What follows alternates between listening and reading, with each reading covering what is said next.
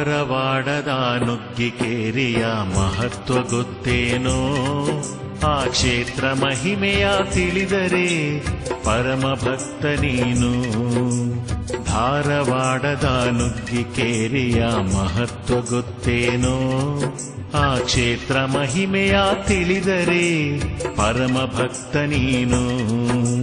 ಮಲೆನಾಡ ಸಿರಿಯಲಿ ನೆಲೆಸಿದಾತ ನುಗ್ಗಿಕೇರಿ ಬಲ ಭೀಮ. ಶಾಲ್ಮಲೆ ನದಿಯ ತಟದಲ್ಲಿ ನೆಲೆಸಿದ ರಾಮದೂತನಿವನು. ಧಾರವಾಡದ ನುಗ್ಗಿಕೇರಿಯ ಮಹತ್ವ ಗೊತ್ತೇನೋ? ಆ ಕ್ಷೇತ್ರ ಮಹಿಮೆಯ ತಿಳಿದರೆ ಪರಮ ಭಕ್ತ ನೀನು.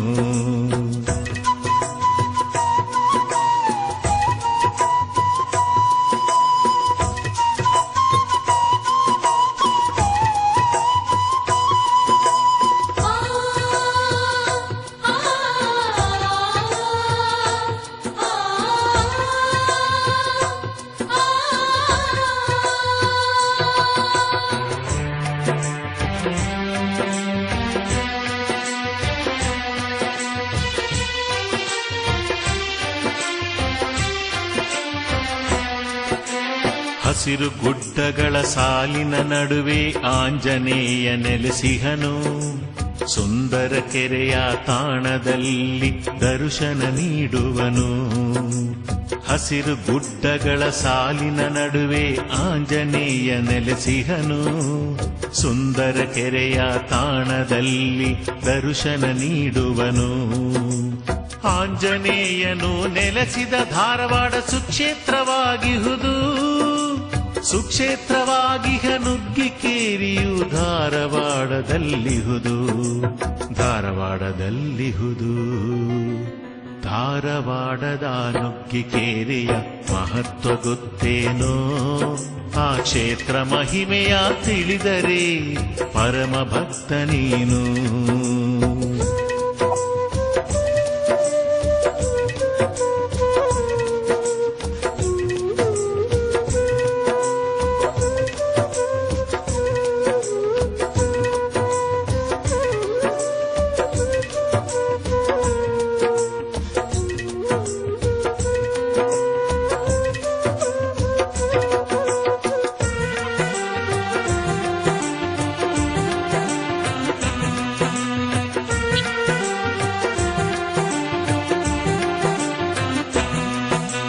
ಪ್ರತಿ ಶನಿವಾರ ಕ್ಷೇತ್ರಕ್ಕೆ ಬಂದು ದರ್ಶನ ಪಡಿಬೇಕು.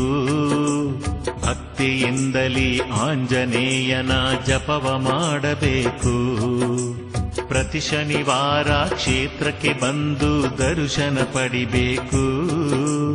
ಭಕ್ತಿಯಿಂದಲೇ ಆಂಜನೇಯನ ಜಪವ ಮಾಡಬೇಕು.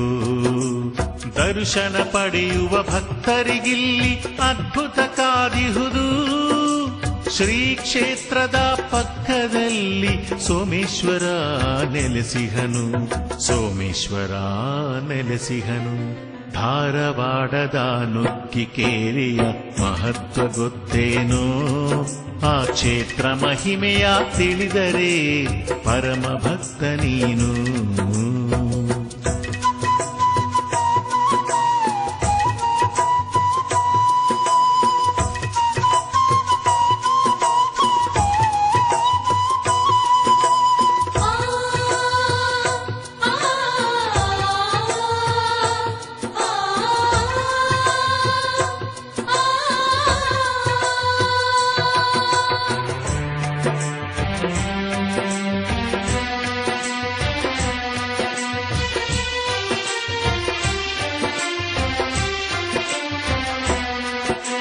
ಶಾಲ್ಮಲ ನದಿಯ ತಟದಲ್ಲಿ ಸೋಮೇಶ್ವರ ಇಹುದು. ಸೋಮೇಶ್ವರನ ದರ್ಶನ ಪಡೆದರೆ ನೀನೆ ಭಾಗ್ಯಶಾಲಿ. ಶಾಲ್ಮಲ ನದಿಯ ತಟದಲ್ಲಿ ಸೋಮೇಶ್ವರ ಇಹುದು. ಸೋಮೇಶ್ವರನ ದರ್ಶನ ಪಡೆದರೆ ನೀನೆ ಭಾಗ್ಯಶಾಲಿ. ಪರಮ ಆತ್ಮವನ್ನು ಒಲಿಯಲು ನೀನು ನಿಜ ಭಕ್ತನಾಗಬೇಕು. ಸದ್ಭಕ್ತಿಯಿಂದ ಆಂಜನೇಯನ ಪೂಜಿಸಬೇಕಿಲ್ಲಿ. ಪೂಜಿಸಬೇಕಿಲ್ಲಿ.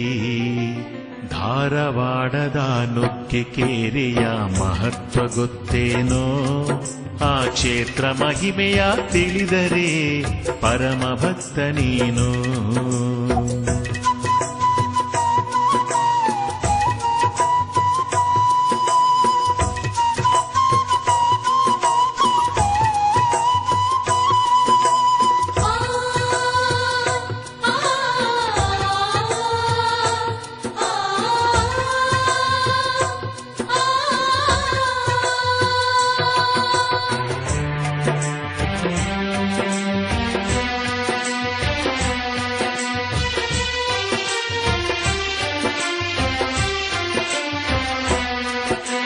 ದಾನ ಧರ್ಮದ ಕಹಳೆ ಮೊಳಗಿದೆ ಶ್ರೀ ಕ್ಷೇತ್ರದಲ್ಲಿ.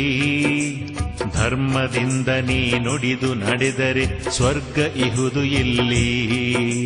ದಾನ ಧರ್ಮದ ಕಹಳೆ ಮೊಳಗಿದೆ ಶ್ರೀ ಕ್ಷೇತ್ರದಲ್ಲಿ. ಧರ್ಮದಿಂದ ನೀ ನುಡಿದು ನಡೆದರೆ ಸ್ವರ್ಗ ಇಹುದು ಇಲ್ಲಿ.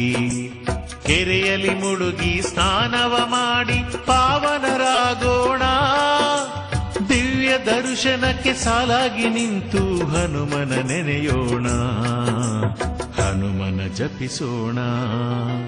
ಧಾರವಾಡದ ನುಗ್ಗೆಕೇರಿಯ ಮಹತ್ವ ಗೊತ್ತೇನೋ? ಆ ಕ್ಷೇತ್ರ ಮಹಿಮೆಯ ತಿಳಿದರೆ ಪರಮ ಭಕ್ತ ನೀನು.